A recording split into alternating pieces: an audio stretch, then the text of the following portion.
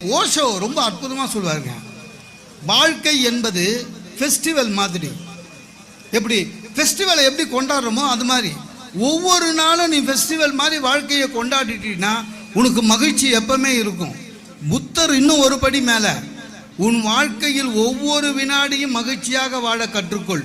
நம்ம வாழறமான இல்லை, அதுதான் பெரிய விஷயம்.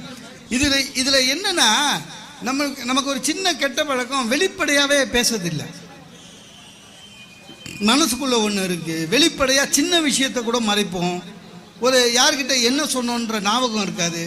சார், ஒரு உதாரணத்துக்கு சொல்கிறேன். எனக்கு தெரிஞ்ச ஒருத்தர் லாஸ்ட் டைம் பார்த்ததோட இந்த டைம் பார்க்கும்போது ரொம்ப மெலிஞ்சிருக்காரு.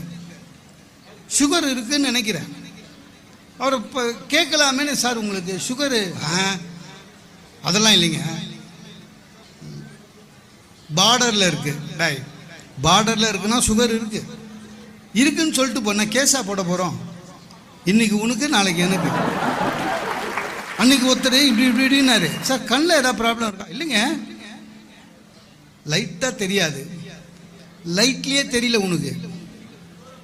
அதுதான் வெளிப்படையாக பேசுறதில்லை. ஒவ்வொரு மனுஷனையுங்க நீங்கள் கேட்டு பாருங்க, உங்கள் ஆம்பிஷன் என்ன கேட்டு பாருங்க. உங்கள் ஆம்பிஷன் என்ன? ஒரு சாதாரண பொட்டி கடை வச்சுருப்பான், உன் ஆம்பிஷன் என்னன்னுவான். சார், பெரிய டிபார்ட்மெண்டல் ஸ்டோர் வைக்கணும். கரெக்டு.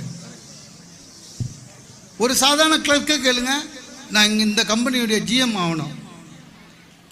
ஒரு சாதாரண தொப்பி தைக்கி விற்கிறவரை கேளுங்க, சார் நான் தொழிலதிபர் ஆகணும். தப்பில்லை. ஆனால் ஒன்று ஞாபகம் வச்சுக்கோங்க, யாராவது ஒருத்தர் உங்கள் ஆம்பிஷன் என்ன அப்படின்னு கேட்ட உடனே நான் வாழற ஒவ்வொரு நாளும் மகிழ்ச்சியாக வாழணும்னு யாராவது சொன்னாங்கன்னா உண்மையிலேயே அவங்க தான் நல்ல வாழ்க்கை வாழ்ந்து கொண்டு இருக்கிறார்கள் என்று அர்த்தம்.